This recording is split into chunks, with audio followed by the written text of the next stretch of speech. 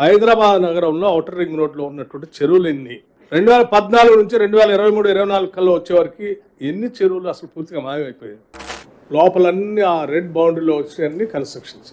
హైదరాబాద్లో ఉన్న చెరువులన్నీ మొత్తం దీనికి సంబంధించిన సమాచారం మొత్తం కూడా దీంట్లో నిక్షిప్తం చేసి జాగ్రత్తగా ప్రొటెక్ట్ చేయడం కోసం ఆలోచన చేసి మీ ముందు పెట్టాం.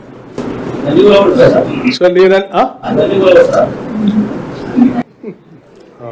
నేను ఇప్పుడు మీకు అందరూ చూపించేది ఏంటంటే ఈ చెరువులు 2014 ఎట్లా ఉన్నాయి, ఇప్పుడు ఎట్లా ఉన్నాయని చూపించాను. ఏం చేద్దాం అనేది యూ డిసైడ్.